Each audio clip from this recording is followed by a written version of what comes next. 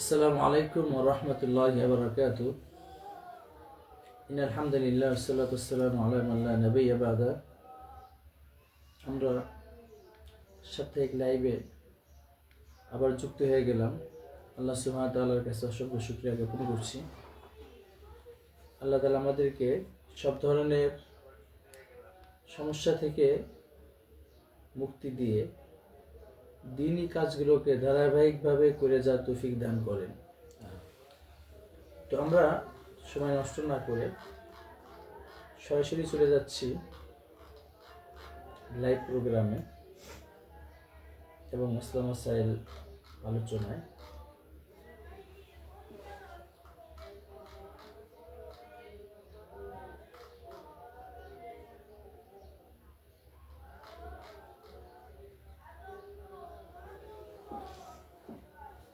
এক ভাই কিস্তি সম্পর্কে জানতে চেয়েছেন। আমাদের দোকানের পাশে কিস্তিতে বা সুদে টাকা দেয়, সেই টাকা দিয়ে আমাদের দোকান থেকে অনেকেই অনেক কিছু কিনে খায়। সেই টাকা কি আমাদের জন্য হালাল হবে? অর্থাৎ যিনি প্রশ্ন করেছেন, তাদের দোকানের পাশেই আছে সুদ দেওয়ার কোনো এনজিওদের অফিস। সে অফিস থেকে মানুষ সুদে টাকা নেয় এবং ওই টাকাটা দিয়েই এবং ওই টাকা ব্যবহার করেই এনাদের দোকান থেকে হালাল কোনো পণ্য কিনে খায়। তো এনাদের জন্য এই টাকাটা বা তারা যে বিক্রি করেছেন তাদের কাছে টাকাটা বৈধ হবে কিনা?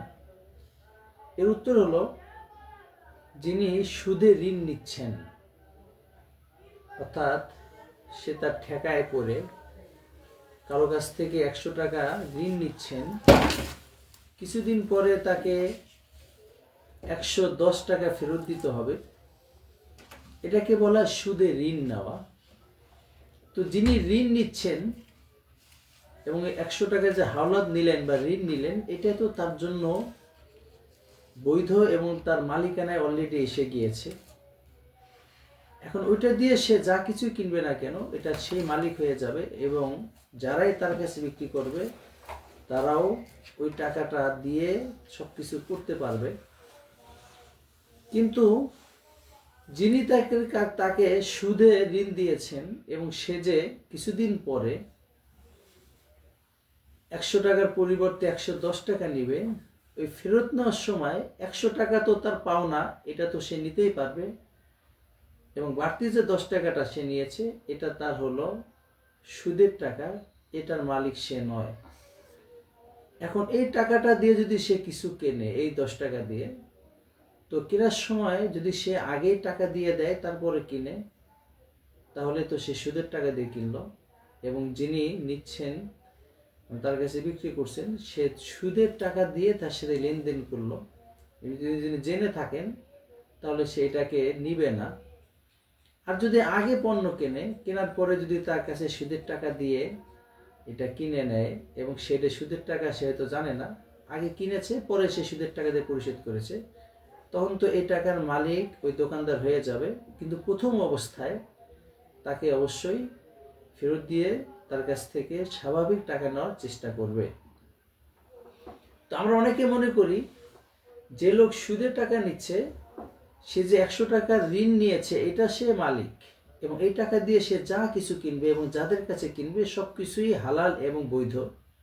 শুধু তার কাজটা গুনাহ হয়েছে যে সুদে ঋণ নিয়েছে এবং যদি একান্ত ঠেকায় কোনো উপায় না পেয়ে নেয়, তখন আল্লাহ তাআলা তাকে মাফও করে দিবেন ইনশাআল্লাহ। কিন্তু যে তার কাছ থেকে সুদে ঋণ দিল এবং সেইটাকে ব্যবসা বাণিজ্য বানিয়ে ফেলেছে, তার কিন্তু 100 টাকার পরিবর্তে সে 10 টাকা বেশি নিয়েছে, এই টাকার মালিক সে কোনোদিনও হবে না এবং এই টাকার মালিক সে না হওয়ার কারণে এটার মালিক অন্য কাউকে বানাতেও পারবে না। তাই নির্দিষ্ট করে যদি সুদের টাকা হয় এবং সে আগে ওই টাকাটা দিয়ে তারপরে যদি কেনে, তারপরেও অনেকে বলেছেন যেহেতু কোনো টাকা পয়সা নির্দিষ্ট হয় না, এই কারণে যিনি তার কাছে বিক্রি করছেন সে যদি না জানে তাহলে তার জন্য এটা নেওয়া বা এটা তার মালিকানায় চলে যাবে। এক ভাই লিখেছে, আমি অনেকদিন ধরে অসুস্থ, অনেক টাকা পয়সা খরচ করছি এবং ডাক্তার বলে কোনো রোগ নেই, আমি কি করতে পারি? তো স্বাভাবিকভাবে মানুষ রোগী হয় দুইভাবে। একটা হলো বাস্তবিক রোগী আর একটা হলো মানসিকভাবে রোগী। তো মানুষের মন যখন রোগী হয়ে যায় তখন কিন্তু সে নিজেকে রোগী রোগী মনে করে, এবং সে রোগী মনে করার কারণে তার ভিতরে একটা রোগ রোগ ফিল, রোগ রোগ অনুভূতি সবসময় সে পেতে থাকে। তাই তার উচিত আগে নিজেকে মানসিকভাবে স্ট্রং করা, এবং মানসিক যে সমস্ত রোগী আছে, রোগ আছে, মানসিক ডাক্তার আছে তাদের কাছে যাওয়া এবং চিকিৎসা নেওয়া। এবং পাশাপাশি যেহেতু অন্য ডাক্তার তাকে বলেছে শারীরিকভাবে কোনো রোগ নেই, তো এটা মানসিক রোগ হয় বেশি সম্ভাবনা, তাই তার উচিত করে মানসিক ডাক্তার দেখানো এবং পাশাপাশি কোনো ভালো আলেমের কাছ থেকে যে নিজের মনের যে চিকিৎসা আছে সেটা শুরু করিয়ে মনকে স্ট্রং করা চাই। আশা রাখা যায় তাকে আল্লাহ তাআলা তখন মানসিক রোগ থেকে যখন সুস্থ হয়ে যাবে তখন সে পরিপূর্ণ সুস্থ হয়ে যাবে। মনে রাখবেন, দেহের রোগের থেকে মানসিক রোগটা অনেক বেশি কঠিন। যদি মন স্ট্রং থাকে তখন রোগগ্রস্ত এবং ভাঙ্গাচোরা দেহ দিয়েও অনেক দূর যাওয়া যায়, কিন্তু মন যদি অসুস্থ হয়ে পড়ে তাহলে সুস্থ দেহ দিয়েও অনেক কোনো কাজই করা যায় না। তো মনকে প্রাধান্য দেওয়া চাই, এবং মনও অসুস্থ হয় এবং মনের চিকিৎসা করা, বিশেষ করে কিছু কিছু চিকিৎসা করা ইসলাম ফরজ করে দিয়েছেন। আল্লাহ তাআলা বলেন, কদ আফলাহা মান যাক্কাহা, সফল তো ওই লোক যে তার আত্মার চিকিৎসা করিয়ে আত্মাকে পরিশুদ্ধ করে ফেললো। আমাদের যে একটা বডি আছে, এই বডির ভিতরে একটা আত্মা আছে। আমাদের বডি যেভাবে অসুস্থ হয় আমাদের আত্মা অসুস্থ হয়। আত্মার সব থেকে বড় অসুস্থতা হলো দুনিয়ার লোভ, এবং এই লোভটা যখন কোনো মানুষের মধ্যে এসে যায় তখন সে কিন্তু তোমার অসুস্থ মানুষেরই অন্তর্ভুক্ত, এবং সে সুস্থ থাকার পরও নিজেকে অসুস্থ মনে করে, এবং এই দুনিয়ার লোভ তাকে এমন একটা পর্যায়ে নিয়ে যায় যখন নাকি সে এমন কোনো বিপদে আক্রান্ত হয়ে যায়, এমন একটা বেঁচে পড়ে যায়, তার ওখান থেকে বের হয়ে আসার আর সুযোগ হয় না। তাই আসুন আমরা দুনিয়ার লোভটাকে কমানোর জন্য আমাদের দুনিয়ার লোভের যে চিকিৎসা আছে সেটা আমরাকে ফলো করতে হবে। আর দুনিয়ার লোভকে সীমাবদ্ধ করার জন্য এর লাগাম টেনে ধরার সবথেকে বড় চিকিৎসা হলো অধিক পরিমাণ মৃত্যুকে স্মরণ করা, গোরস্থানে যাওয়া, এবং নিজের যে সমস্ত আত্মীয় স্বজন দুনিয়া থেকে বিদায় নিয়ে চলে গিয়েছেন, অসহায় হয়ে কবরে পড়ে আছেন, তাদেরকে নিয়ে একটু ভাবা, মোরাকাবা করা। এই জন্য আল্লাহ রাসূল সাল্লাল্লাহু আলাইহি ওয়াসাল্লাম প্রতিনিয়ত অধিক পরিমাণ মৃত্যুর কথা স্মরণ করতে বলেছে। এটা মানুষের দুনিয়ার লোভকে দাফন করে দেয়। তো দুনিয়ার লোভ করা নিষেধ, তবে দুনিয়ার প্রয়োজন পুরো হওয়ার জন্য শ্রম দেওয়া নিষেধ না, বরং এটা ফরজ। দুইটাকে আমার এক করে ফেললে হবে না, দুইটা আলাদা আলাদা বস্তু। আশা রাখি আপনি উত্তর পেয়ে গিয়েছেন। একবার বলতেছে, নামাজে বসলে উল্টাপাল্টা চিন্তা মাথায় আসে, এখন যদি আমি চোখ বন্ধ করে নামাজ পড়ি তাহলে আমার নামাজে মনোযোগটা অনেক থাকে, চোখ বন্ধ করে কি নামাজ পড়া যাবে?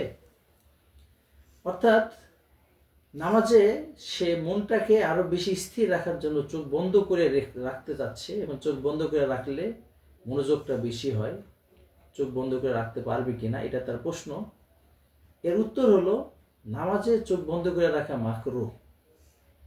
আপনাকে চোখ খুলে রাখতে হবে, এবং চোখ খুলেই নামাজের ভিতরে মনোযোগ সৃষ্টি করার জন্য প্রতিনিয়ত ট্রেনিং নিতে হবে। যেমন আপনি যখন নামাজ শুরু করবেন, নিজের মনের সাথে একটা বোঝাপড়া দিয়ে শুরু করবেন যে আমি আজকে আমার নামাজের ভিতরে পরিপূর্ণ মন রাখবো, এবং এটাকে আপনি চেষ্টা করলেন যে আজকে 2 রাকাত নামাজের ভিতরে পুরো মন রাখবো। এরপর যখন নামাজ শেষ হয়ে গেল, দেখা গেল কিছু অংশে আপনার মন ছিল না, তখন আপনি আপনার আত্মাকে কিছুটা পরিশুদ্ধ করার জন্য আরো 2 রাকাত নফল নামাজ পড়ান। যে তুমি তো পুরো নামাজে মন রাখতে পারোনি, এর একটা পরিপূরক হিসেবে আমি আরো 2 রাকাত নফল নামাজ পড়তে যাচ্ছি, এবং এখানেও আমার মনটাকে পুরোপুরি নামাজে রাখতে যাচ্ছি।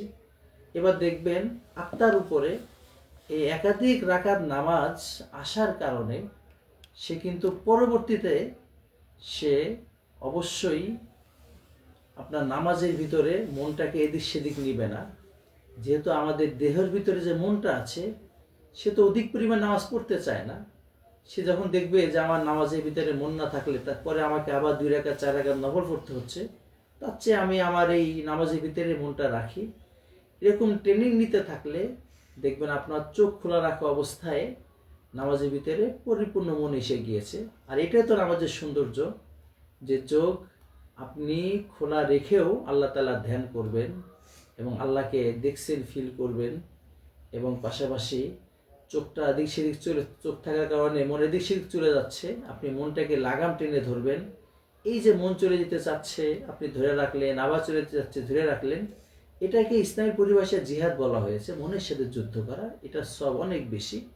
এইটা মন চলে যেতে চাওয়া আবার ধরে রাখা, এইভাবে যদি নামাজটা শেষ হয়ে যায় আল্লাহ সুবহানাহু ওয়া তাআলার কাছে, তাহলে আল্লাহ সুবহানাহু ওয়া তাআলা আশা রাখা যায় পুরো টাইমটাই মন নামাজের মধ্যে থাকা যেমন সেই হিসাবে কবুল করে নেবেন ইনশাআল্লাহ। তাই আমরা বলি যে আপনাকে অবশ্যই না চোখ খুলে নামাজ পড়তে হবে, এবং মনোযোগ বেশির জন্য চোখ বন্ধ রাখার অবকাশ নেই, বরং এটার কারণে আপনি একসময় এমন হয়ে যাবেন মানসিকভাবে যে আপনি চোখ খোলা রাখলে আর নামাজে মনই থাকে না। তাই আপনাকে চোখ খুলে রেখেই নামাজ পড়তে হবে এবং মনোযোগ বসানোরও ট্রেনিং নিতে থাকবেন। একসময় দেখা যাবে আল্লাহ তাআলা সহজ করে দিয়েছে। অনেকে আবার এটাও জিজ্ঞাসা করে নামাজে মন রাখার সিস্টেম কি। নামাজে মন রাখার অন্যতম সিস্টেম হলো আপনি নামাজে যা পড়ছেন ওটাকে বুঝে পড়ার চেষ্টা করেন। এতটুকু লাউডলি বা সাউন্ডলি আপনি কোরআন তেলাওয়াতগুলো বা সুবহানাল্লাহ, আলহামদুলিল্লাহ এবং সামিআল্লাহু লিমান হামিদা এতটুকু লাউডলি পড়েন যে আপনার কানে মৃদু মৃদু আওয়াজ আসে এবং আপনি এটা বোঝার চেষ্টা করেন, তাহলে মন অন্যদিকে চলে যাবে না ইনশাআল্লাহ।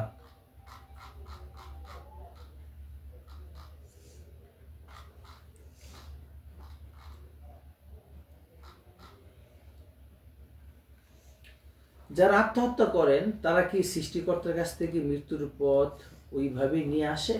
যদি সেটা হয় তাহলে আত্মহত্যা পাপ কেন? সম্মানিত প্রশ্নকারী, আপনি জানতে চেয়েছেন যে আত্মহত্যা করে তার ভাগ্যে কি আত্মহত্যা করেই মারা যাওয়াটা লিখে রাখা হয়েছে কিনা।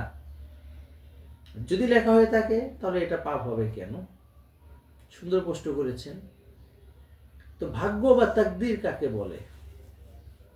ভাগ্য অথবা তাকদীর হলো যে আল্লাহ সুবহানাহু ওয়া তাআলা আমাকে আপনাকে কিছু কাজ করার এবং না করার শারীরিকভাবে একটা শক্তি দিয়েছেন, এবং এইগুলো করার এবং না করার ব্যাপারে আল্লাহ তাআলা এইভাবে আমাকে ছাড় দিয়েছেন যে আমি করতে চাইলে তিনি কুদরতিভাবে আমাকে বাধা দিবে না, এবং আমি যদি করতে না চাই আমাকে কুদরতিভাবে করাবে না। অনেকটা পরীক্ষার হলে প্রশ্নপত্র দেওয়ার পরে ওর উত্তর লেখা না লেখা স্বাধীনতার মতন। তো যখন প্রশ্ন একজন ছাত্র হাতে দিয়ে দেওয়া হয় পরীক্ষার হলে, তো তাকে এই স্বাধীনতা দেওয়া হয় যে তুমি চাইলে লিখতেও পারো, চাইলে নাও লিখতে পারো। যদি তুমি লেখো তো তোমার কপাল হলো, আর যদি না লিখো তাহলে তুমি তোমার নাম্বার কাটা দিলে বা তুমি তোমার কপালে নিজেই কোড়াল মারলে। তো এখানে তাকে কলম দেওয়া হয়েছে, তাকে লেখার যোগ্য খাতা দেওয়া হয়েছে, তাকে প্রশ্ন উত্তর দেওয়া হয়েছে এবং লেখার সমুদায় পরিবেশও করে দেওয়া হয়েছে। এখন সে যদি না লেখে তাহলে এই কথা সে তো বলতে পারবে না যে আমার ভাগ্যে লেখা ছিল না দেখে আমি লিখতে পারিনি, বরং তাকে তো লেখার সমুদায় ব্যবস্থাপনা করে দেওয়া হয়েছে। তো একটা মানুষকে আল্লাহ তাআলা এই ক্ষমতা দিয়েছে যে সে যদি চায় সে আত্মহত্যা করতে যেতে পারবে, এবং যখন সে ওখানে যেতে চাবে আল্লাহ তাআলা চাইলে তখন তার পাকে অবশ করে দিতে পারতো, এটা করে দিবে না। এবং সে তার এই গণ্ডীভূত ক্ষমতার ভিতরে নিজেকে নিয়ন্ত্রণ করা না করার মতন আল্লাহ তাআলা একটা অনুমতি দিয়ে দিয়েছেন, এটাকে বলা হয় তাকদীর। এখন সে যে আত্মহত্যা করলো, এই আত্মহত্যা করাটার কারণে যে তাকে এইভাবে লিখে রেখেছিল দেখেই সে বাধ্য এমনটা না, বরং এইভাবে করারও তার ক্ষমতা দেওয়া আছে। সে যদি চায় এইভাবে করতে পারে, আর যদি তার এইভাবে না করে তাহলে আল্লাহ সুবহানাহু ওয়া তাআলা হায়াত ফুরিয়ে গেলে তাকে স্বাভাবিকভাবে মৃত্যু দিয়ে দিতেন। কিন্তু সে এখানে নিজের ক্ষমতা প্রয়োগ করে এই পর্যন্ত আগিয়েছেন, যে নিজের গলায় সে দড়ি দিয়েছেন, আর গলায় দড়ি দেওয়ার পরের যে কার্যক্রম সেটা আল্লাহ তাআলার কুদরতিভাবে হয়ে যাচ্ছে, সেটা হলো তার জীবনটা বের হয়ে যাবে। তাই আত্মহত্যা করা তার ভাগ্যে একেবারে অনিবার্যভাবে লেখাই ছিল, সে বাঁচার কোনো উপায় ছিল না এমনটা বলার অবকাশ নেই। বরং করা না করা তার ক্ষমতা দেওয়া ছিল, এখন সে করেছে মানে নিরিচ্ছায় এই কাজটাকে সে গ্রহণ করেছে, তাই সে গুনাহগার হবে।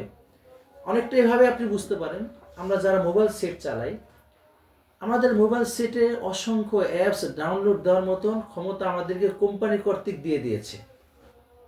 আপনি এখানে চাইলে অনেক অ্যাপস ডাউনলোড দিয়ে নিজের মতন করে ব্যবহার করতে পারবেন। কিছু কিছু অ্যাপস এমনও আছে যেটা রাষ্ট্রীয়ভাবে নিষিদ্ধ, সামাজিকভাবে নিষিদ্ধ, এবং সেটা আপনার জীবনের জন্য হুমকি, সেটাও আপনি ডাউনলোড দিয়ে আপনার মোবাইলে ইনস্টল করতে পারবেন, রান করাতে পারবেন, ব্যবহার করতে পারবেন। এখন আপনি যদি বলেন যে এই কোম্পানি আমাকে এই একটা বাজে জিনিস করার জন্য আবশ্যক করে দিয়েছে, তাহলে এই কথাটা যেমন আপনার ভুল, বরং কোম্পানি আপনাকে এমন একটা সেট দিয়েছে যে সেটের ভিতরে চাইলে আপনি ভালো কিছু চালাতে পারেন, খারাপ কিছু চালাতে পারেন।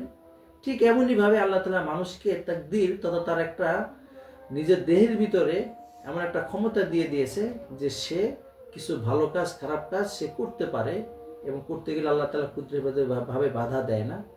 এটাকে বলা হয় তাকদীর, এবং তাকদীরের সবথেকে সহজ সংজ্ঞা এটাই।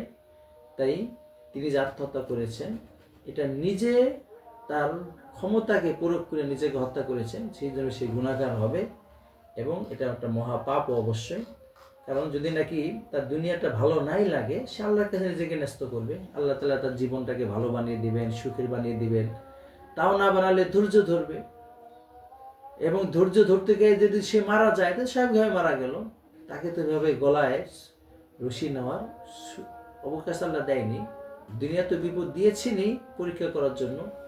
আপনি তো পুরো দুনিয়াতে সুখ খুঁজলে হবে না, দুনিয়াতে শুধু সুখ খোঁজা এটা বোকামি, শুধু দুঃখ আসবে এটাও বোকামি। দুইটা সমন্বয়ের নামই দুনিয়া। কখনো হয়তো দুঃখের পরিমাণটা বেশি থাকে, আবার কখনো ভালো সুখের পরিমাণটা বেশি থাকে। নিষ্কলুষ দুঃখ এবং সুখ দুনিয়াতে কোনো মানুষের কপালে জোটে না, কারণ এটা দুনিয়া, এটা জান্নাত নয়। আশা রাখি উত্তর পেয়েছেন, এবং আল্লাহ তাআলা আমাদেরকে এই আত্মহত্যার মতো মহাপাপ থেকে বেঁচে থাকার তৌফিক দান করেন। এবং এই বেঁচে থাকার জন্য আমাদের একটা অন্যতম দায়িত্ব হলো আল্লাহর সাথে প্রেমে জড়ানো। আপনি যখন আল্লাহর সাথে প্রেমে জড়াবেন, তখন এই দুনিয়া আপনাকে ছেড়ে যেতে মন চাবে না। এই কেন যেতে মন চাবে না? কারণ এই দুনিয়াতে আপনি যতদিন বেঁচে থাকবেন ততদিন আপনি আল্লাহর ইবাদত করতে পারবেন। আল্লাহর ইবাদতের স্বাদ আপনাকে দুনিয়ায় বেঁচে থাকতে আপনার শক্তি যোগাবে, এবং আপনি নিরাশ হবেন না। দুঃখের ভিতরেও আপনি আনন্দ খুঁজে পাবেন এই কথা বলে যে আমার মালিক আমাকে এই দুঃখ দিয়ে যদি আনন্দিত হয় তাহলে আমি আনন্দিত। এবং তখন আপনার দুঃখের ব্যথাটা আপনার কাছে তিক্ত মনে হবে না, অনেকটা বিরহ ব্যথার মতন একটা মজার ফিল দিবে। সেজন্যই দেখা যায় যারা আল্লাহর আশেক তারা সুখে যেভাবে আলহামদুলিল্লাহ বলে, দুঃখেও মৃদু মৃদু হাসে আলহামদুলিল্লাহ বলে।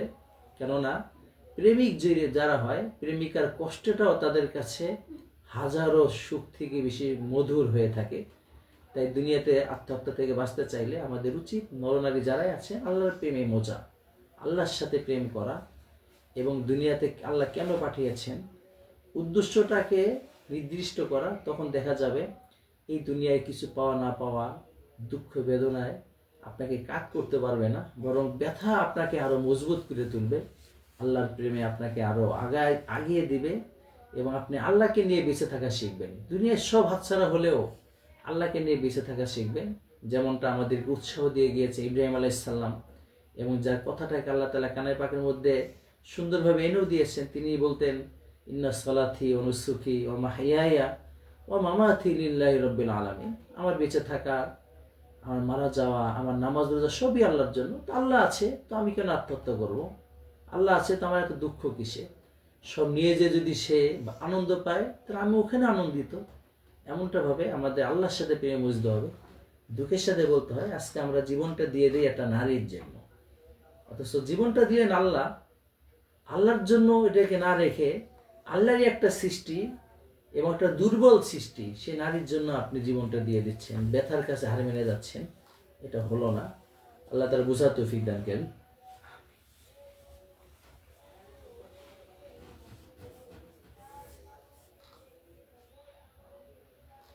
এক ভাই লম্বা একটা আলোচনার পরে প্রশ্নের পরে জানতে চেয়েছেন যে হানাফি এবং আহমদির মধ্যে পার্থক্য কি। সুন্দর প্রশ্ন। হানাফি বলতে ওই সমস্ত ব্যক্তিদেরকে বলে যারা কোরআন সুন্নাহ আমল করতে যে আবু হানিফা রহমতুল্লাহ আলাই এই কোরআন সুন্নাহর উপরে আমল করার জন্য যে ওয়েটা সহজীকরণ করে আমাদের সামনে পেশ করে গিয়েছেন ওটাকে গ্রহণ করে।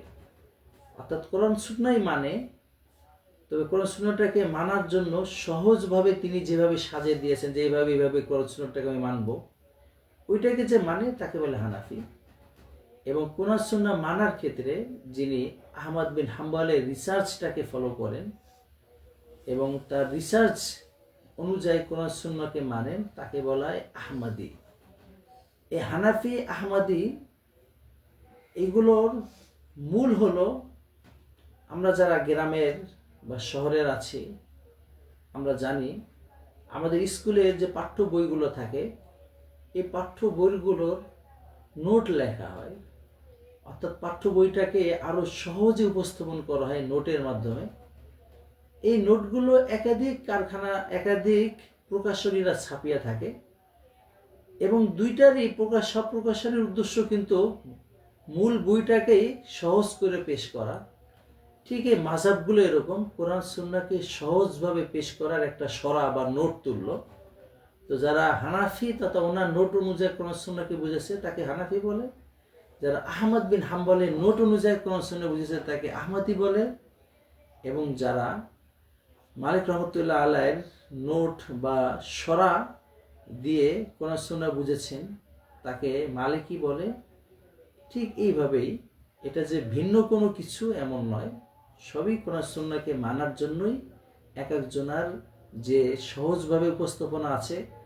কারোর কাছে আবু হানিফা রহমতুল্লাহ উপস্থাপনা ভালো লাগে, সে তার উপস্থাপনা হিসেবে কোরআন সুন্নাহকে মানছে বা বুঝছে, এটাই হানাফি এবং আহমদি। অনেকে মনে করে এরা মনে হয় আলাদা কিছু দিয়ে গিয়েছেন, না, তারা সবাই কোরআন সুন্নাহরই নোট বা সরা লিখেছেন, সহজ করে আমাদের সামনে পেশ করেছেন। তারা নিজের ব্যক্তিগতভাবে কিছুই বলেনি, আর যদি ব্যক্তিগতভাবে কিছু বলে থাকে ওটা তো মানা সম্পূর্ণই হারাম।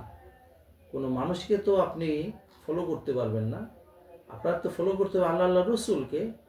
তবে কেউ যদি আল্লাহ রসুলকে ফলো করাটা সহজভাবে আপনার সাথে তুলে ধরে আর আপনি সে সহজভাবে আল্লাহ রসুলকে মানা শুরু করেন, এটার তো কোনো নিষেধ নেই। উদাহরণস্বরূপ অনেকটা রাস্তা বানানোর মতন, একজন রাস্তা বানিয়ে দিয়েছে, আপনি সহজে তার রাস্তা দিয়ে মক্কা মদিনা চলে গেলেন। আর যদি আপনি চান যে না তার রাস্তায় যাবেন না, আপনি নিজেই রাস্তা বানিয়ে নেবেন। তো কোরআন সুন্নাহ বোঝার জন্য ওনারা এক একটা ওয়ে বা সহজ রাস্তা দেখিয়ে দিয়ে গেছেন। ওনাদের রাস্তা মারিয়ে কোরআন সুন্নাহ বোঝাটা সহজ। আর যদি কারো সাহস থাকে বা যোগ্যতা থাকে, সে নিজেই পুরো কোরআন সুন্নাহ ঘেটে ঘেটে জীবনযাপন করবে। এটা যে খুব নিষেধ আছে তা না, বরং তার ভিতরে যদি যোগ্যতা থাকে, অর্থাৎ তিনি যদি মুস্তাহিদে মুতলাক হন, তখন তো তাকে বলাই হয় আপনি নিজে সরাসরি কোরআন সুন্নাহ থেকে আল্লাহ তাআলার দেওয়া রাস্তাগুলোকে সমাধান করে চলেন, আরেকজনকে আপনি কেন ফলো করবেন। আশা রাখি আপনি প্রশ্ন পেয়েছেন, উত্তর পেয়েছেন, এবং এটা আপনাকে সহজভাবে আমি মাযহাবটাকে বুঝিয়ে দিলাম এবং মাযহাবের প্রয়োজনীয়তা আপনি এখান থেকে বুঝতে পেরেছেন। এবং সবাই যে কোরআন সুন্নাহকেই ফলো করে এবং এটাকেই সহজে আমাদের সামনে তুলে ধরছে এটাও বুঝতে পেরেছেন। এবং এটা বুঝতে পেরেছেন তাদেরকে মানা মানে কোরআন সুন্নাহই মানা, তাদেরকে মানা মানে তাকেই মানা নয়।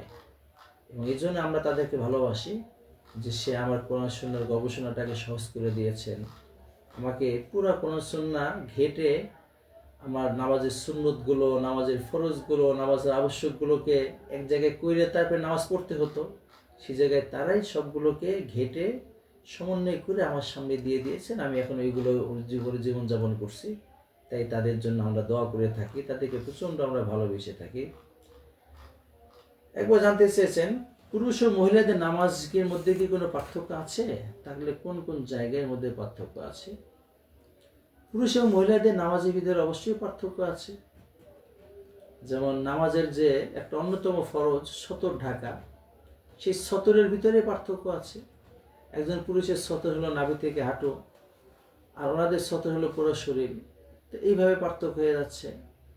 এবং পাশাপাশি পুরুষদের রুকু এবং সিজদা, এখানে আল্লাহ রাসূল সাল্লাল্লাহু আলাইহি ওয়াসাল্লামের হাদিস থেকে কিছুটা জড়সড় হয়ে করার কথা আছে, সে হিসেবে তারা সিজদার ভিতরে একেবারে মাটির সাথে লাগিয়ে সিজদা করবে, আর পুরুষরা আপনাদের পেট এবং রান ইত্যাদি উঁচু করে সিজদা দিবে। এইভাবে এরকম কিছু পার্থক্য কোরআন হাদিসের মধ্যে পাওয়া যায়। সে হিসাবে বলা হয় নামাজের ভিতরে মোটা দাগে 2-3টা জায়গায় পুরুষের সাথে তাদের পার্থক্য আছে। এক হলো সতরে ঢাকার পরিমাণ, দ্বিতীয়ত তাদের রুকুটা পুরুষের থেকে একটু হালকা হবে এবং মহিলাদের সিজদাটা মাটির সাথে লেগে জড়সড় হবে। কেননা ইসলাম নারীদের পর্দাকে, নারীদের জড়তাকে, নারীদের লাজুকতাকে অনেক বেশি মূল্যায়ন করেন। তাই একটা নারী সে পুরুষের মতন করে রুকু করা বা সিজদা করতে স্বাচ্ছন্দ্য বোধ নাও করতে পারে। সে কারণে আল্লাহ রাসূল সাল্লাল্লাহু আলাইহি ওয়াসাল্লাম বলেছেন যে মহিলারা একটু জড়সড় হয়ে রুকু সিজদা দিবে, এই পার্থক্য। এছাড়া অন্যান্য যে বিধানগুলো আছে, তাদেরকেও কিরাত পড়তে হবে, তাদেরকেও পুরুষের 2 রাকাত হলে 2 রাকাতই পড়তে হবে, ইত্যাদি ইত্যাদি তাদের মধ্যে আছে। কারণ কেউ যদি পুরুষদের মতন করে নামাজ পড়ে একান্ত ঠেকায় যে একজন মা বোন সে গর্ভবতী হওয়ার কারণে এখন আর জড়সড় হয়ে সিজদা দিতে পারে না, সেটার তো কোনো সমস্যা নেই। তার তো ওই সময়ে প্রয়োজন হিসেবেই তাকে জীবনযাপন করতে হবে। একবার জানতে চেয়েছেন, আমার মামারা আমার মায়ের সম্পত্তি বুঝিয়ে দিচ্ছে না, এমত অবস্থা আমাদের কি করণীয়? কিন্তু তারা সবাই বুঝমান এবং ধর্মপ্রাণ, অনেক আলেম। সুন্দর প্রশ্ন করেছেন। আপনার মামারা আপনার মায়ের সম্পত্তি বুঝিয়ে দিচ্ছে না, সম্পত্তিটা যেহেতু আপনার মায়ের, আপনার মা আপনাদেরকে কি করতে বলেন? আপনার মা যদি সেনসিটিভ না হয়, সে যদি বলেন যে আমি ভাইয়ের কাছ থেকে আনতে চাই না, সেখানে তো আপনাদের তাকে জোর করিয়ে ভাইয়ের কাছ থেকে আনানোর সুযোগ নেই। যেহেতু সম্পদ আপনার মায়ের, আপনি তাকে এই বিষয় দিতে পারবেন না যে তুমি কেন এনে দিবা না, তোমার ভাই আগে না আমি আগে। তো মায়ের সম্পত্তি এটা মা বুঝে আনবে, এবং মা যদি আপনাদের কাছে হেল্প চায়, যেভাবে হেল্প চাবে সেভাবে আপনি হেল্প করবেন। সম্পত্তি কিন্তু আপনার মায়ের, সম্পত্তির আপনার নয়। আপনার হবে আপনার মা মারা যাওয়ার পরে। আপনার মা মারা যাওয়ার পরে তখন আপনি যেভাবে আনতে চান, যদি তার সাথে মামলা করে আনতে চান, আপনি তাকে ছেড়ে তো আপনি আনতে পারবেন। এখন যদি আপনি তার সাথে বুঝা করে আনতে চান, তাহলে সেটা আপনার মা যেভাবে বলবে। আপনার মা যদি বলে আমি নিব না, তো নিবে না। আপনার মা যদি বলে আমি পুরাটা চাই, কিন্তু আমি মেয়ে মানুষ, আমি করতে পারছি না, আমার সাথে তুমি যাও, তা আপনাকে যেতে হবে। এবং মায়ের সম্মান, মামার সম্মান, দুইটাকেই রক্ষা করে দেশীয় আইনের মাধ্যমে আপনি আপনার অধিকার নিয়ে আসবেন। এটার ব্যাপারে ইসলাম অবশ্যই অধিকার আদায়ের ব্যাপারে সোচ্চার হতে বলেছে। তবে যার অধিকার সে সোচ্চার হবে। এখন তাকে আপনারা প্রেশার ক্রিয়েট করে, অনেক সময় দেখা যায় বোন ভাইকে সম্পদ দিয়ে চলে আসতে চাচ্ছে, সে কিন্তু ভাই যারা ছেলেরা যারা আছে তারা মাকে এটা করতে দিবে না। কেন? যদি কোনো বোন ভাইকে দিয়ে আসতে চায় এবং ভাইকে দান করে আসতে চায়, দান করা তো সবসময় ইবাদতের কাজ। আপনার মা যদি দান করতে চায়, এখানে বাধা দেওয়ার তো আপনার সুযোগ নেই। আপনার মা যদি তার মায়ের সম্পদগুলোকে বিক্রি করে হজে যেতে চায়, আপনার বাধা দেওয়ার সুযোগ নেই। আপনার মা যদি আপনার সম্পদগুলোকে দান করতে চায়, আপনার বাধা দেওয়ার সুযোগ নেই। আমরা বাঙালি যারা আছি, বাবা মায়ের গর্ভে জন্ম নিলেই, জন্ম নেওয়ার সাথে সাথে তাদের সম্পদগুলোকে নিজের সম্পদ মনে করি, এবং নিজের সম্পদ অর্জন না করে বাবা মায়ের সম্পদের দিকে হাঁ করে তাকিয়ে থাকি। কেন? আপনি নিজে সম্পদশালী হওয়ার জন্য শ্রম দেন। আমাদের দেশের ধনীদের দুলালগুলো দেখা যায় সম্পদ কামানোর পিছনে শ্রম না দিয়ে তারা নেশার জগতে চলে যায়। বাপ তো কামাই রাখছে, আমাকে নেশা খেতে হবে। কেন? বাপের সম্পদ যে আপনার পর্যন্ত আসবে গ্যারান্টি আছে? সে তো দান করে দিতে পারে। দান করতে দিব না, আমি বাধা সৃষ্টি করব। সে যদি দান করতে চায়, বাধা দেওয়ার কোনো সুযোগ নাই। সে হিসেবে আপনার প্রশ্নের উত্তর হলো, আপনার মা যদি নিয়ে আসতে চায়, নিয়ে আসতে পারে। আপনার মা যদি আপনাদেরকে সাহায্য চায়, তখন আপনারা সাহায্য করতে পারবেন। আর সে যদি নিয়ে আসতে না চায়, তাদেরকে দিয়ে আসতে চায়, এটা তাদের ব্যাপার। এবং সে যদি ভাইকে দিয়ে সবের ভাগে হতে চায়, বাস আপনাকে মেনে নিতে হবে। আপনার এখানে প্রেশার ক্রিয়েট করার চেয়ে আপনি নিজে সম্পদ কামানোর পিছনে মনোযোগী হওয়াই ইসলাম বলে থাকেন। আশা রাখি প্রশ্ন পেয়েছেন।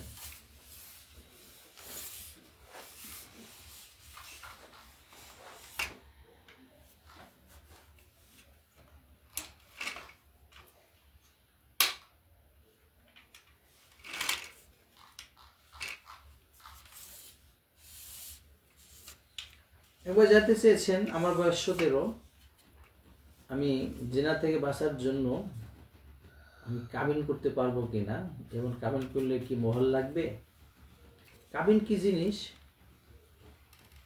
আমি ভালো করে বুঝলাম না। কাবিন মানে যদি এটা হয় যে ইজাব কবুল, অর্থাৎ আপনি বিয়ে করবেন, বিয়ের যত শর্ত সারায়াত আছে, যেমন আপনাকে প্রস্তাব দিতে হবে, তাকে কবুল করতে হবে, সাক্ষী দিয়ে দিতে হবে, এবং পাশাপাশি আপনি এগুলোকে লিখে রাখবেন। লিখে রাখাকে কাবিন, সব সমন্বয় যদি কাবিন হয়ে থাকে। তো আপনার প্রথম প্রশ্ন হলো যে আমার বয়স 17, আমি গুনাহ থেকে বাঁচার জন্য কাবিন করতে পারবো, জিনা থেকে বাঁচার জন্য। তো আমার প্রশ্ন হলো, আপনি জিনা করার সুযোগটা কিভাবে পাচ্ছেন? জিনা করতে গেলে আপনাকে যে পথগুলো মারাতে হবে, এই মারানোর সুযোগটা আপনি কেন নিচ্ছেন? ওই সুযোগটা নেওয়ারই তো আপনার সুযোগ নেই। আপনাকে জিনা করতে গেলে কোনো নারীর সাথে প্রেমে জড়াইতে হবে, প্রেমে জড়ানোর সুযোগ নেই। আপনাকে নিষিদ্ধ এলাকায় যেতে হবে, যাওয়ার সুযোগ নেই। এবং পাশাপাশি আপনার বয়স যেহেতু 17, এই সময় আপনাকে লেখাপড়ায় এতটা মনোযোগী দেওয়া দরকার ছিল যে মাথার ভিতরে জেনা জিনিসটা যেন নাই আসে। এগুলোকে আপনি যদি নাকি ইচ্ছা করে এই সমস্ত পথে যান, ইচ্ছা করে আপনি নারীদের সাথে মিশতেছেন, ইচ্ছা করে তাদেরকে দেখতেছেন, তাদের সাথে আন্ডারস্ট্যান্ডিং করতেছেন, ইচ্ছা করে মোবাইল ইত্যাদিতে আপনি যুক্ত হচ্ছেন, ইচ্ছা করে পড়াশোনায় মন না দিয়ে মাথাটাকে ফিরিয়ে রেখে শয়তানের বাসা বাঁধিয়েছেন, তো এই জায়গায় আপনার কাবিনের চিন্তা না করে আপনার উচিত হলো আগে এইগুলোকে বাদ দিয়ে দেওয়া। এগুলোকে একেবারে টোটাল বাদ দিয়ে দেওয়া। নারীদের সঙ্গ বাদ দেন, উল্টাপাল্টা বাদ দেন। স্বাভাবিকভাবে দেখেন আপনি তখন আপনার ভিতরে যৌন চাহিদার খুব তীব্রতা হয় কিনা। তখনও যদি যৌন চাহিদার খুব তীব্রতা হয়, তখন আল্লাহ রাসূল সাল্লাল্লাহু আলাইহি ওয়াসাল্লাম আপনাকে বলে দিয়েছেন আপনি রোজার মাধ্যমে রোজা রাখার চেষ্টা করেন। কেননা বিয়ে করতে চাইলে শরিয়াত পুরুষ মানুষ হইলেই বিয়ে করতে বলে নাই। ইসলাম তো বলেছে মানিস্তাতা মিনকুমুল বাআতা, তোমাদের মধ্য থেকে যাদের স্ত্রীর সমুদয় ভরণ পোষণ এবং দায়বদ্ধতা নেওয়ার মতন ক্ষমতা আছে সে বিয়ে করবে। পুরুষ মানুষ হয়ে গিয়েছেন, আপনাকে বিয়ে করতে হবে এরকম না, বরং ইসলাম তো বলে বিয়ের আগে আপনাকে তার সমুদয় দায়িত্ব নেওয়ার মতন আপনাকে হতে হবে। এবং এই হওয়াটার জন্য আপনি ফ্রি করেন। আজ থেকে আপনি কাজ করা শুরু করেন, রিক্সা চালান, ভ্যান চালান, ইত্যাদি করেন, দেখবেন তখন জিনার জিনিসটা এতটা মাথায় আসবে না। আমাদের বাংলাদেশের অনেক মেয়ে এবং ছেলেরা তারা বাবার ঘাড়ে বসে খায় এবং বাবার কাছ থেকে উল্টাপাল্টা টাকা নিয়ে মনের মতন করে ঘোরে, এবং তাদের মাথার ভিতরে তখন প্রচণ্ডভাবে জিনা ব্যভিচার চেপে বসে। সে যদি নিজে কাজ করে খেত, পড়াশোনায় মনোযোগী হতো, তাহলে কিন্তু পেটের চিন্তা যখন থাকতো যে আমাকে পেট চালাতে হবে এবং পেটের অভাব যদি তার ভিতরে থাকতো, তাহলে সে নিজের অনেকটা নিয়ন্ত্রিত হয়ে যেত। তো বিয়ে করার জন্য ইসলাম কিন্তু পুরুষ হইলে বিয়ে ফরজ করে দেয়নি, বালিগ হইলে ফরজ করে দেয়নি। এবং আল্লাহ রাসূল বলেছেন মানিস্তাতা মিনকুমুল বাআতা, যারা স্ত্রীকে চালানোর মতন আর্থিক, শারীরিক এবং পারিবারিক ক্ষমতা গ্রহণ করেছে, সে নিজে নিজের বউকে চালাইতে পারবে। মনে রেখেন, বাপের কাছ থেকে টাকা নিয়ে বউ চালাবেন এই সুযোগ ইসলাম দেয়নি। আপনি নিজের টাকা দিয়ে চালাতে, আপনি বাপের করে পিসার দিয়ে টাকা নিয়ে বউ চালাবেন আপনার, এবং বাপের ঘরে এনে বউ রাখবেন।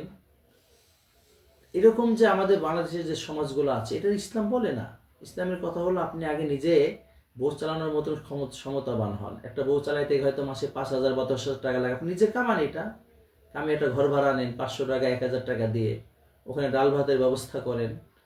এরপরে আপনি যখন আপনার স্ত্রীকে মোহর দেওয়া, তাকে ঘরে উঠানো, নিজের ঘরে রাখা, নিজে তার পুরোটা দায় নেওয়ার মতন আপনার যখন ক্ষমতা আসবে, তখন আপনার উপরে বিয়েটা ফরজ হবে যদি আপনার নিজের ক্ষমতা থাকে। এবং তখন আপনি আপনার বাবাকে বলেন, স্পষ্ট ভাষায় বলেন যে আমার নিজের ঘর আছে, বাড়ি আছে, আমি তাকে নিজে চালাইতে পারবো এবং আমি গুনাহে জড়িয়ে যাচ্ছি। আপনি লেখার মাধ্যমে হোক বা কারোর মাধ্যমে তাকে বলেন। তখনও যদি আপনার বাবা আপনাকে বিয়ে না দেয়, তখন আপনার বাবা গুনাহগার হবে। কিন্তু আপনার নিজের কিছুই নেই, বাবার উপরে প্রেশার দিয়ে দিয়ে টাকা নিচ্ছেন, ওটা দিয়ে আপনি ফুচকা খেয়ে বেড়াচ্ছেন আর মেয়ের হাত ধরে ঘুরে বেড়াচ্ছেন।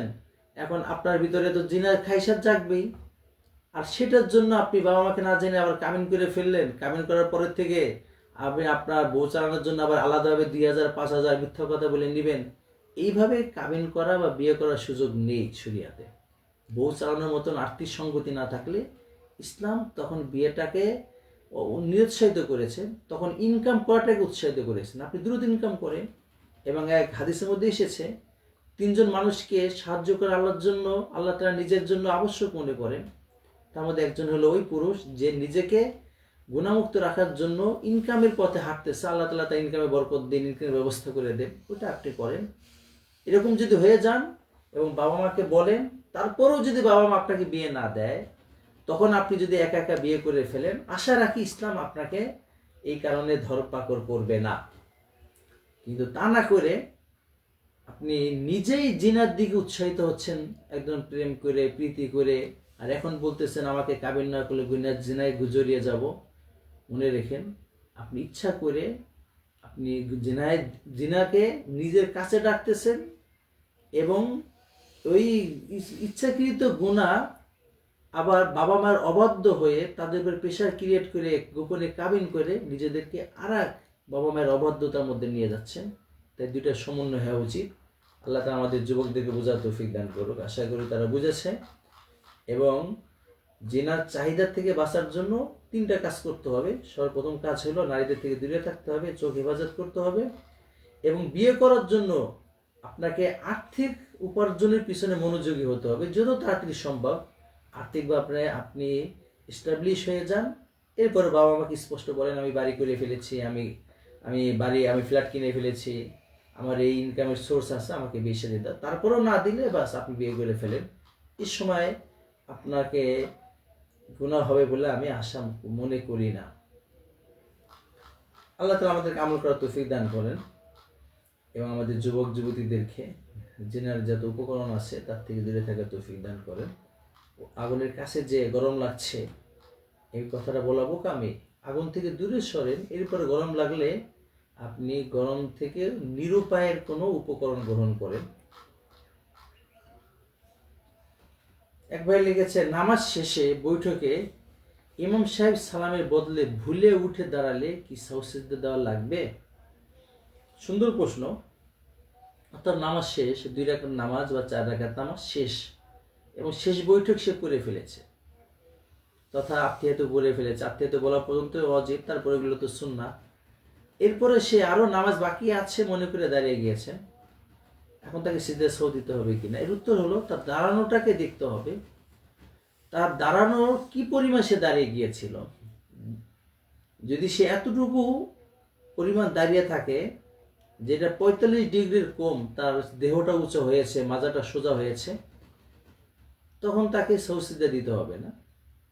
আর যদি 45 ডিগ্রি বেশি হয়ে যায়, অর্থাৎ দাঁড়ানোর কাছাকাছি পরিমাণ সে চলে গিয়েছিল বা পুরা দাঁড়িয়ে গিয়েছিল, এমনকি হতে পারে সে রুকু দিয়ে ফেলেছে, তখন তো সে অবশ্যই সে যখন বসে পড়বে, বসে সালাম ফিরাবে, অর্থাৎ সাহু সিজদার সালাম ফিরাবে, পুনরায় আত্মীয়তা করতে হবে। এক কথায় তাকে সাহু সিজদা দিতে হবে যদি সে পুরোটা দাঁড়িয়ে যায় বা দাঁড়ানোর কাছাকাছি পর্যন্ত চলে যায়, এরপরে সে ফিরে আসে। আশা রাখি আপনি উত্তর পেয়েছেন। একবার জানতে চেয়েছেন একজন মুসলিম হিসাবে আমাদের কি কি বই পড়া উচিত এবং বাড়িতে কি কি বই রাখা উচিত। একজন মুসলিম হিসাবে সর্বপ্রথম তাকে তার ঈমান সম্পর্কে জানার জন্য যে বইগুলো দরকার, ঈমান কাকে বলে, ঈমানের রুকন কি, ঈমানের আবশ্যকতা কি, ঈমানের ভাঙ্গার কারণ কি, এইগুলোর যে বইটা আছে সেটা তো পুরাই ফরজ। কারণ ঈমান আনা ফরজ, ঈমানকে রক্ষা করা ফরজ। তাই ঈমানের এই সমস্ত খুঁটিনাটি যা কিছু আছে, ঈমান শিক্ষামূলক যে বই আছে, এবং বাজারে অসংখ্য বাংলা বই হয়ে গেছে, এইসব ঈমান শিখি আছে। তারপরে ইসলামী জিন্দেগির ভিতরে এরকম ঈমানের অধ্যায় আছে। অর্থাৎ ঈমান কাকে বলে, ঈমান ভাঙ্গার কারণ কি, ঈমানের যে বিশ্বাসগুলো আছে, আকীদাগুলো আছে, এই বইগুলো তো পড়া প্রত্যেকের জন্য ফরজ। এরপরে আপনাকে নামাজ যেহেতু পড়তে হয়, নামাজ পড়া, নামাজ, যাকাত, আবশ্যক যে ইবাদতগুলো আছে সেগুলোর বই পড়া আমাদের জন্য পড়া এবং জ্ঞান অর্জন করা ফরজ। এরপরে যে আমাদের উচিত যে সমস্ত বইগুলো হাদিসের বই আছে এবং ফাজাইলের বই আছে, যেগুলো পড়লে ঈমানের মধ্যে আরও পুক্তি গিয়ে আসে, ঈমানের রং লাগে, ইবাদতের পিপাসা জাগে ওই বইগুলো পড়া উচিত। সেই হিসাবে আমাদের প্রত্যেকের উচিত প্রথমে ইমানের বই এবং ফরজ যে বিধানগুলো আছে সেগুলো আদায় করার যে বিধান হতে মাস্তামাসতে পারে এগুলোর বই, এরপরে যে ফাজাইলের বই এবং ইমানকে মজবুত করার বইগুলো আমাদের সবারই পড়া উচিত এবং ঘরে রাখা উচিত। এর পাশাপাশি ইসলামিক অন্যান্য বই যেগুলো আপনি ভালো মনে করেন কোনো আলেমকে দেখে আপনি পড়তে পারেন যদি আপনি নিজে আলেম না হন। এক ভাই লিখছে নামাজে কিভাবে মনোযোগী হব। নামাজে মনোযোগী হওয়ার জন্য ইসলাম তো অনেকগুলো কৌশল শিক্ষা দিয়েছে এবং নামাজে মনোযোগী হওয়ার জন্য আমাকে প্রথম যে কাজ করতে হবে আমার অজু থেকেই আমাকে নামাজে মনোযোগী হওয়ার ধাপটা শুরু করতে হবে। কারণ অজু এগুলো সবই নামাজের পূর্ব শর্ত এবং এইগুলোর মনোযোগীটাই কিন্তু নামাজে পরিপূর্ণ মনোযোগী হওয়ার জন্য আমাদের অনেক বড় পাথেয়। তাই প্রথমে আপনাকে সুন্দরভাবে অজু করতে হবে। অজুর সময় অজুর প্রত্যেকটা অঙ্গ প্রত্যঙ্গকে সুন্দরভাবে ধুইতে হবে এবং মনোযোগ সহকারে ধুইতে হবে। অজুর মাঝে যে দোয়াটা হাদিসে আছে ওই দোয়াটা পড়তে হবে। নাম্বার 2, ফরজ নামাজের আগে নফল নামাজ আছে সেটাকে খুব মনোযোগ দিয়ে পড়তে হবে, কারণ এটাও আমার একটা মূল কাজের আগে ট্রেনিং তুল্য নামাজ। এরপর আপনাকে ফরজে যেতে হবে এবং ফরজে যাওয়ার পরে যা কিছু করবেন সহি শুদ্ধভাবে হচ্ছে কিনা এদিকে খেয়াল রাখেন এবং যেটা পড়তেছেন অর্থ দিকে খেয়াল রাখেন এবং আল্লাহ তাআলা দেখছেন এটাকে খেয়াল রাখেন। বাস নামাজে আশা রাখি মনোযোগ সৃষ্টি হয়ে যাবে। এরপরেও যদি মনোযোগ কোনো এদিক সেদিক হয়ে যায় নফসকে নিয়ন্ত্রণ করার জন্য আপনি যে কয় রাকাতের ভিতরে নামাজটা 4 রাকাত নামাজ পড়েছেন, 2 রাকাতে মন ছিল 2 রাকাত মন ছিল না, 2 রাকাত নফল নামাজ আবার পড়েন, তাহলে মনের উপরে একটা পেশার সৃষ্টি হবে। পরে দেখা যায় মন আপনাকে নিজেই নামাজের ভিতরে পরিপূর্ণভাবে রেখে দেওয়ার জন্য আপনাকে সে তাগাদা দিবে, কেননা সে চায় না বাড়তে আরো 2 রাকাত নামাজ পড়তে। আপনাকে নামাজের ভিতরেই সে নিজেকে পরিপূর্ণ ধরে রাখার জন্য আপনাকে সে তাশকিল করবে। মনে রাখবেন মন আর আমি ভিন্ন জিনিস। যেহেতু মন এটা আল্লাহ তাআলা আমাদেরকে দিয়েছেন অনেকটা আমাদেরকে ইবাদত থেকে গাফিল করার জন্য, সেজন্য কোরআনের মধ্যে বলেছেন ইন্নান নাফসা লাআম্মারাতুন বিসসু, মানুষের নফস খারাপ কাজের দিকে সবসময় আদেশ করে। তো নফসটাই যখন নাকি আপনি তাকে আবারও নামাজ চাপিয়ে দিবেন সে তখন নিজেই কাত হয়ে যাবে এবং নামাজ ভিতরে মন ধরে রাখার জন্য আপনাকে নিজে উৎসাহিত করবে। আশা রাখি এটা অ্যাপ্লাই করলে কিছুদিনের ভিতরে আপনার নামাজ একদম সুন্দর হয়ে যাবে এবং পুরো নামাজে দেখবেন আপনার মন আছে। আবার বলি অজু থেকে আপনি মন দেওয়া শুরু করেন, নফল নামাজে মন দেন, সুন্নতে মুআক্কাদাগুলো মন দেন, এরপরে আপনি নামাজের ভিতরে এই কাজগুলো করেন, ইনশাআল্লাহ মন চলে আসবে। একবার জানতে চেয়েছেন আমার তওবা কবুল হচ্ছে কিনা কিভাবে জানবো। তওবা কবুল হচ্ছে কিনা, তওবা বলা হয় আল্লাহর দিকে ফিরে যাওয়া এবং আপনি যে গুনার পরে ফিরে আসতে পেরেছেন এটাই প্রমাণ যে আপনার তওবা কবুল হয়ে গিয়েছে। এবং কোনো ভালো কাজ একাধিকবার করতে পারাটাই প্রমাণ আগেরটা কবুল হয়েছিল। তাই আপনি যে তওবা করতে পারছেন এটাই প্রমাণ। এবং পাশাপাশি তওবা কবুল হলো কি হলো না এর পিছনে পড়ার দায়িত্ব আল্লাহ তাআলা আমাদেরকে দেয় নাই। আমাদেরকে বলেছেন গুনাহ হয়ে গেলেই মন উজাড় করে তওবা করতে, বাস তওবা করতে থাকেন। এবং হাদিসের মধ্যে তো এটাও আছে যদি কেউ তওবা করার মতন তওবা করে আবার ভাঙ্গে আবার তওবা করে, এভাবে যদি 1000বারও সে তওবা করে আল্লাহ প্রত্যেকবার কবুল করে দেয়। আর তওবা কাকে বলা হয়? তওবা মানে হলো 4টা কাজের সমন্বয়। 1 নাম্বার আপনি যা করছেন সেটাকে অবশ্যই ছেড়ে দিতে হবে গুনার কাজটা। 2 নাম্বার পরে আপনি যে কাজটা করেছেন অন্তরে তার প্রতি অনুশোচনা বা ঘৃণাবোধ সৃষ্টি হতে হবে। 3 নাম্বার আর কোনোদিন করবেন না এরকম নিজের সাথে একটা কমিটমেন্ট যেতে হবে। 4 নাম্বার এই গুনাহের যে শাস্তি বা কাফারা আছে সেটাকে আদায় করে দিতে হবে। যেমন নাকি যদি নাকি কাজা নামাজ হয় পড়ে ফেলতে হবে এবং কারো হক মারা হলে তাকে পৌঁছে দিতে হবে ইত্যাদি ইত্যাদি। এই 4টা কাজ করে যদি আপনি করতে থাকেন এবং এইভাবে আপনার জীবনে তওবা করতে থাকেন, আবার ভেঙে গেল তওবা আবার করতে থাকলেন, বাস এইভাবে মরা পর্যন্ত চলে যেতে হবে। কবুল হলো কিনা এটাকে আতশ কাজ দিয়ে দেখার দায়িত্ব আমাদেরকে দেয়নি, ওইদিকে আমাদেরকে যাওয়া যাবে না, যা দায়িত্ব আছে সেটাই পালন করতে হবে। আশা করি উত্তর পেয়ে গিয়েছেন। একবার লিখেছেন হুজুর আমার মামা মুমূর্ষু বা অসুস্থ, সদকা করতে চাই, সদকার টাকা কি দরিদ্র মামিকে দেওয়া যাবে?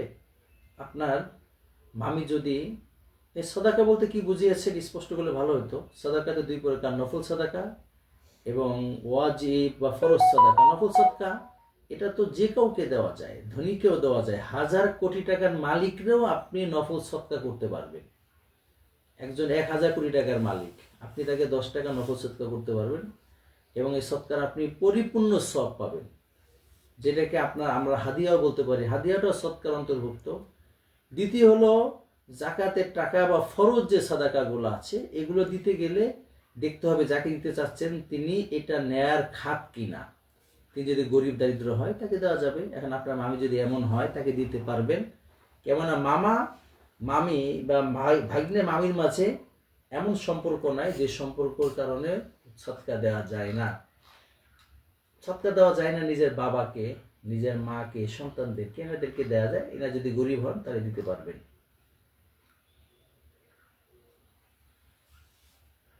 একবার জানতে চেয়েছেন, রোজা অবস্থায় যদি মিসওয়াক করা হয় এবং মাড়ি বা দাঁতের গোড়া থেকে রক্ত বের হয়, এর দ্বারা কি রোজা ভেঙে যাবে কিনা? সম্মানিত প্রশ্নকারী, রক্ত বের হওয়া রোজা ভাঙ্গার কোনো কারণই নয়।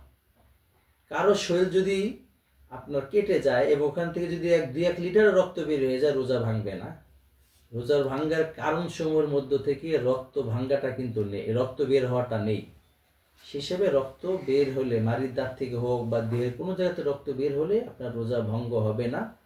তবে যেন এটা পেটে চলে না যায়। আপনি যদি খেয়ে ফেলেন তাহলে তো ভেঙে যাবে। কেননা রক্ত পরিমাণ যখন বেশি হয়, থুতুর থেকে বেশি বা কম হলে আপনি খেলে বলা হবে আপনি রক্ত খেয়েছেন, এবং রক্ত পান করলে তখন তো রোজা ভেঙে যায়, হিসেবে ভেঙে যাবে। স্বাভাবিকভাবে বের হলে আপনি থুতু দিয়ে ফেলে দিলেন, থুতুর সাথে রোজা ভাঙবে না। আশা করি উত্তর পেয়েছেন।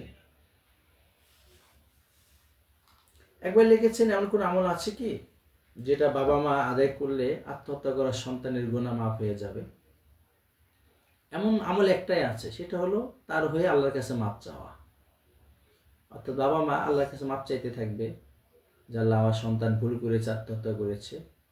মাপ চাইতে থাকলে আল্লাহ তাআলা চাইলে মাফ করে দেবেন। এছাড়া এবং তার নামে সদকা করতে পারেন। এছাড়া তো ভিন্ন কোনোভাবে আত্মহত্যা থেকে মাফ করার জন্য আলাদা কোনো দোয়া কোনো সুন্নতে লেখা নেই।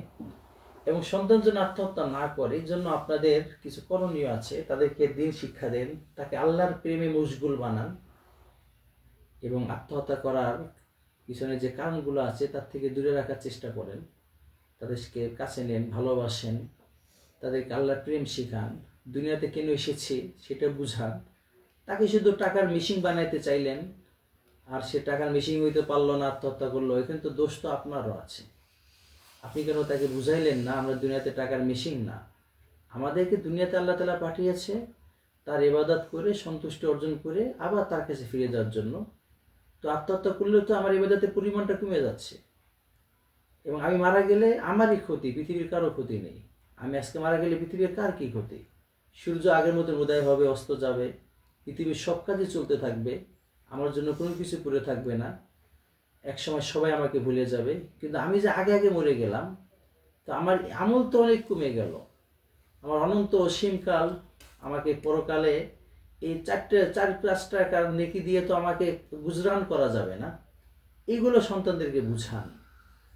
যদি না বুঝাই পারেন, যদি না বুঝিয়ে থাকেন তাহলে আপনারাও আল্লাহর কাছে দায়ী হবেন। নিজেদের জন্য তওবা করা, তওবা করতে হবে। আল্লাহ তাআলা আমাদের বুঝার তৌফিক দান করুক। তো আমরা আজকে এই পর্যন্তই থাকতে যাচ্ছি। আশা রাখি যদি আল্লাহ তাআলা তৌফিক দেন তাহলে আবার সামনের সপ্তাহে আপনাদের সাথে আমাদের সাক্ষাৎ হবে। সবাই দোয়া করবেন। এর পাশাপাশি আমাদের লাইভ যখন প্রোগ্রামগুলো চলে তখন আমাদের সাথে যুক্ত হবেন এবং প্রশ্ন করার চেষ্টা করবেন। এবং আপনি যে প্রশ্নগুলো করবেন আমরা এটাকে অবশ্যই আমাদের ফতোয়া বিভাগে দিব এবং তারা এটা সমাধান লিখবে এবং সামনের সপ্তাহে আমরা এটাকে ডিসপ্লে করব। তো আপনার এই প্রশ্নটা যেভাবে আপনিও জানতে পারছেন, পাশাপাশি অসংখ্য মানুষ জেনে যাচ্ছে এবং এই মানুষগুলো আপনার প্রশ্নের কারণে তারা যে মাসলাটা জানতে পারলো, আপনিও আদাল্লু আলাল খাইরি কাফাইলি হিসাবে আপনি সওয়াব পেয়ে যাচ্ছেন। আমাদেরকে অনেকে সালাম দিয়েছেন, আসসালামু আলাইকুম ওয়া রাহমাতুল্লাহি ওয়া বারাকাতুহু, কেমন আছেন? ওয়ালাইকুম আসসালাম, আলহামদুলিল্লাহ, আল্লাহ ভালো রেখেছেন। আমরুল ইসলাম ভাই আমাদেরকে সালাম দিয়েছিলেন। একবার লিখেছেন আওয়াজ কম হচ্ছে। প্রথম দিকে একটু আওয়াজ কম হয়েছিল, পরবর্তীতে আশা রাখি জিনিসটা ঠিক হয়ে গিয়েছে। একবার লিখেছেন মাশাআল্লাহ, অসাধারণ, আল্লাহ তাআলা আপনাদের দোয়াকে কবুল করেন। এবং যারা যুক্ত ছিলেন সবাইকে ভালোবাসা জানিয়ে, শ্রদ্ধা জানিয়ে আবার পুনরায় দেখা হবে আশায় আমরা এখানে শেষ করছি। আসসালামু আলাইকুম ওয়া রাহমাতুল্লাহি ওয়া বারাকাতুহু।